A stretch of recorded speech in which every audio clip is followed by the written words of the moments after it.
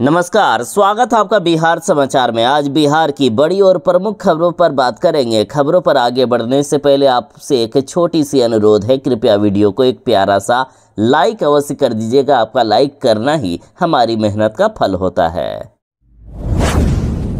आज से करोड़ों लोगों के राशन कार्ड हो गए हैं बंद। देखिए, राशन कार्ड धारक जरा ध्यान दें, जिन्होंने 31 मार्च 2025 तक अपने राशन कार्ड का ई-केवाईसी नहीं करवाया है, उन सभी को अब से राशन नहीं मिलेगा। उनका राशन कार्ड अब बंद कर दिया जा रहा है। बता दें कि राशन कार्ड में ई-केवाईसी करवाने की प्रक्रिया को कई बार सरकार ने बढ़ाया है। 2017 से ही सरकार लगातार डेट बढ़ा रही है और कह रही है कि राशन कार्ड का ई-केवाईसी करवा ले। इस बार लास्ट डेट 31 मार्च 2025 तक था। ऐसे में जिन्होंने भी राशन कार्ड का ई-केवाईसी नहीं करवाया, उनका राशन कार्ड रद्द कर दिया गया है। तो जिन्होंने भी 31 मार्च तक अपने राशन कार्ड का ई-केवाईसी नहीं करवाया है, उनको अब फ्री में राशन नहीं मिलेगा। साथ ही उनका राशन कार्ड अब दोबारा चालू होने में कई तरह की परेशानियां भी होने वाली है। बिहार विधानसभा चुनाव से पहले बिहार में शराबबंदी को खत्म करने का मामला एक बार फिर से बड़ी तेजी से उठ गया है। साथ ही अब पटना हाईकोर्ट ने सीधा नीतीश सरकार पर प्रहार किया और कहा कि बिहार में शराबबंदी का मतलब सीधा अधिकारियों के लिए मोटी कमाई का जरिया है। पटना हाईकोर्ट ने बिहार सरकार को शराबबंदी को खत्म करने को लेकर आदेश जारी कर दिया है। देखिए, बड़ी खबर है कि पटना हाईकोर्ट ने कहा कि बिहार में शराबबंदी सरकारी अधिकारियों के लिए पैसा कमाने का जरिया बन गया है और शराबबंदी लागू हो जाने के बाद बिहार में अन्य प्रतिबंधित वस्तुओं की अनाधिकृत व्यापार बढ़ गया है। हाईकोर्ट ने कहा कि बिहार में शराबबंदी को पुलिस वाले, आबकारी अधिकारी, राज्य कर विभाग, परिवहन विभाग के अधिकारी भी पसंद करने लगे हैं, क्योंकि इसके पीछे बड़ा कारण ये है कि उनको इससे मोटी कमाई होती है। हाईकोर्ट ने कहा कि शराबबंदी से सिर्फ गरीबों को परेशान किया जा रहा है। राज्य के गरीब तबके के अधिकांश लोग जो इस कानून का दंश झेल रहे हैं, वे दिहाड़ी मजदूर हैं या अपने परिवार के एकमात्र कमाने वाले सदस्य हैं, जिनको सरकार ने झूठ मूठ का जेल में बंद करके रखा है। असली शराब तस्कर और शराब माफिया खुलेआम बिहार में घूम रहे हैं और तस्करी का काम कर रहे हैं। शराबबंदी से गरीबों पर अत्याचार बढ़ा है और पुलिस और तस्करों ने आपसी मिलीभगत से इससे मोटी कमाई का जरिया बना लिया है। राज्य में शराबबंदी को लेकर पटना हाईकोर्ट की तरफ से पहली बार ऐसी टिप्पणी सामने आई है। हाईकोर्ट ने सीधा सरकार को चेतावनी दी है कि या तो शराबबंदी को ठीक से लागू किया जाए या इसे हमेशा के लिए खत्म कर दिया जाए।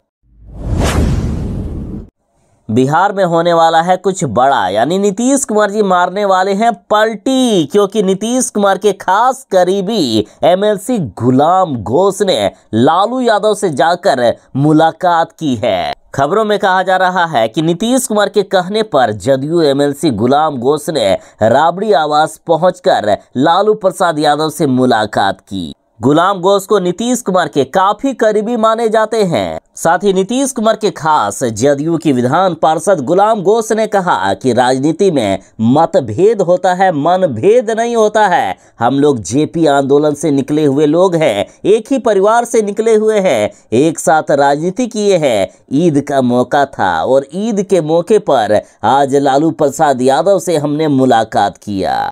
तो इधर जी न्यूज ने तो यहां तक कह दिया है कि नीतीश कुमार फिर मारेंगे पलटी, तेजस्वी यादव होंगे इस बार बिहार के सीएम। सारा मामला हो चुका है सेट। अब गुलाम घोष के मुलाकात के बाद नीतीश कुमार और तेजस्वी यादव की भी मुलाकात हुई है और सूत्रों से जो जानकारी मिल रही है उससे लगता है कि तेजस्वी यादव और नीतीश कुमार में सारी औपचारिकताएं पूरी हो चुकी है। सूत्र बताते हैं कि नीतीश कुमार की पलटी मारने की नींव पड़ चुकी है, बस दीवार तैयार करना बाकी है, वो भी शायद कुछ दिनों में ही हो जाएगा। और ध्यान देने वाली बात यह भी है कि जब भी नीतीश कुमार जी पलटी मारने वाले होते हैं, तब पूरी तरीके से इस बात को नकारते हैं और अभी भी यही सब कुछ हो रहा है।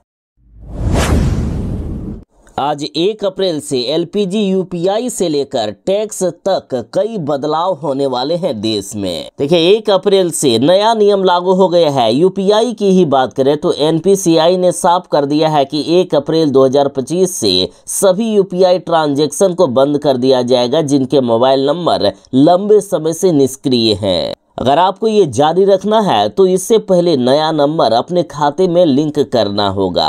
केवल यही नहीं, वैसी सभी UPI ID को भी निष्क्रिय कर दिया जाएगा जो पिछले 12 महीने से इस्तेमाल नहीं की गई हो। और सुनिए, बैंकों में अब FD करने पर यानी फिक्स्ड डिपॉजिट करने पर ज़्यादा फायदा मिलेगा। अब से FD, RD एवं अन्य बचत योजनाओं पर बैंकों के द्वारा 1 लाख रुपए तक के ब्याज पर TDS ना काटे जाने का फैसला लिया गया है। इसके साथ ही SBI, HDFC, IDBI समेत कई बैंकों ने 1 अप्रैल से बचत खातों और FD के ब्याज दरों में भी बदलाव कर दिया है। और अगर आपका पैन कार्ड आधार कार्ड से लिंक नहीं है तो 1 अप्रैल से सभी शेयरों पर डिविडेंड मिलना बंद हो जाएगा। इसके अलावा कैपिटल गेन पर TDS की कटौती में भी बढ़ोतरी होने वाली है।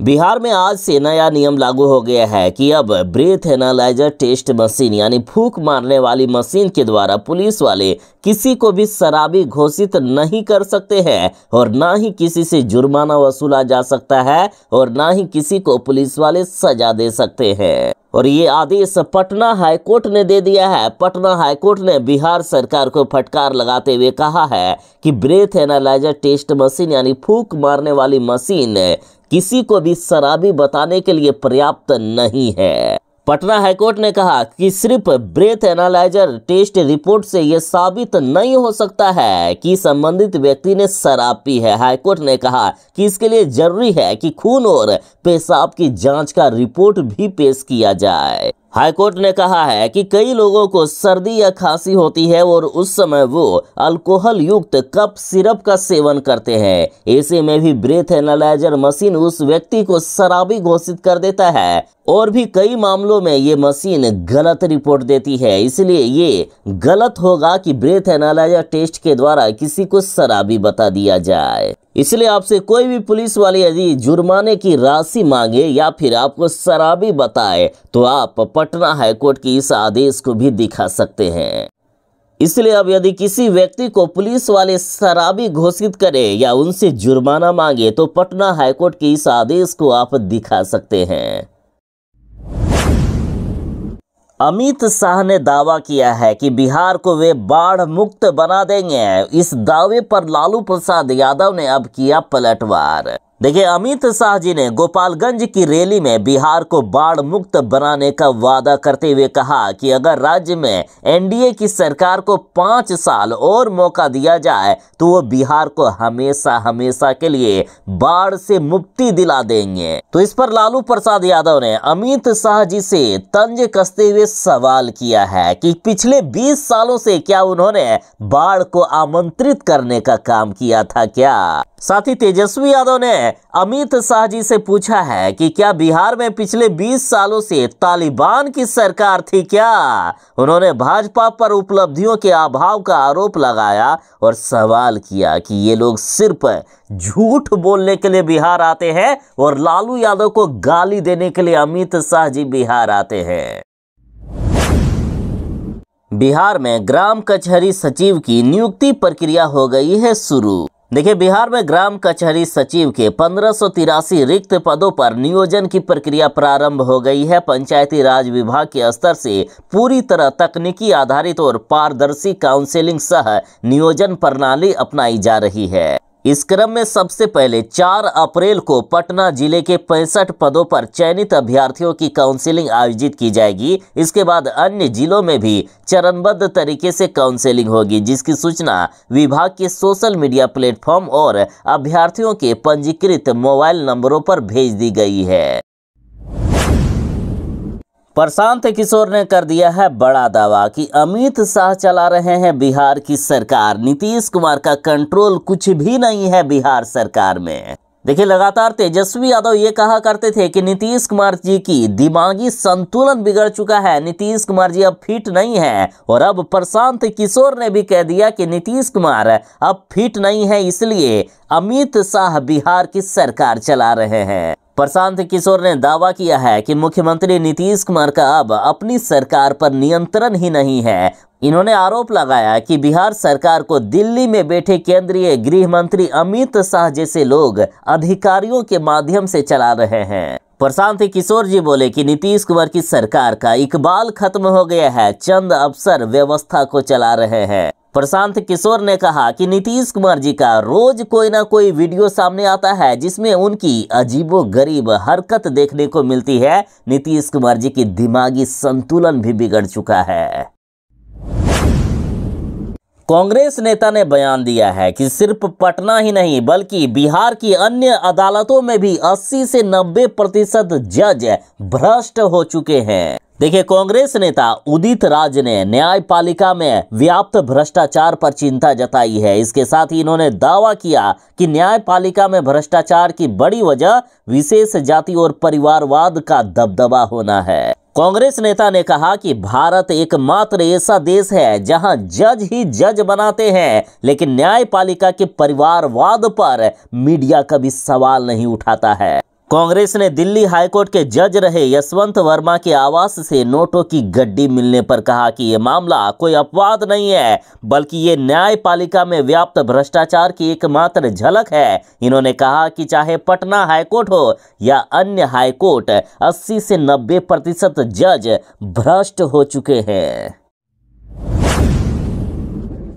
बिहार में पुरुष शिक्षकों का पत्नी के पदस्थापन के आधार पर ट्रांसफर, शिक्षा विभाग ने जारी किया नया नोटिफिकेशन।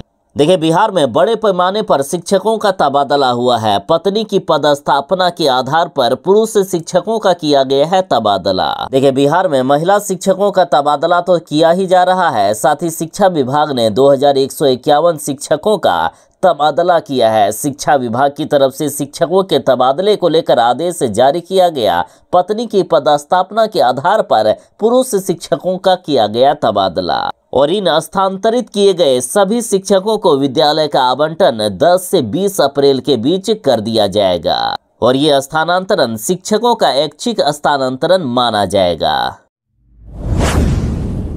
देश के 100 सबसे प्रभावशाली लोगों में नीतीश कुमार जी 21वें स्थान पर आ गए हैं। देखिए, हाल ही में देश के 100 सबसे प्रभावशाली व्यक्तियों की सूची जारी की गई है। इस सूची में नीतीश कुमार जी 21वें स्थान पर हैं। वहीं चिराग पासवान 59वें स्थान पर, जबकि तेजस्वी यादव की गिरावट लगातार जारी है। साथ ही गृह मंत्री अमित शाह दूसरे स्थान पर, विदेश मंत्री एस जयशंकर तीसरे स्थान पर और आरएसएस प्रमुख मोहन भागवत चौथे स्थान पर, वित्त मंत्री निर्मला सीतारमण 5वें स्थान पर है। तो वहीं इस सूची में टॉप 9 में योगी आदित्यनाथ, राजनाथ सिंह, अश्विनी वैष्णव और राहुल गांधी का नाम भी शामिल है। बात करें तेजस्वी यादव की, तो तेजस्वी यादव की रैंकिंग में गिरावट आई है। ये 86वें स्थान पर पहुंच गए हैं।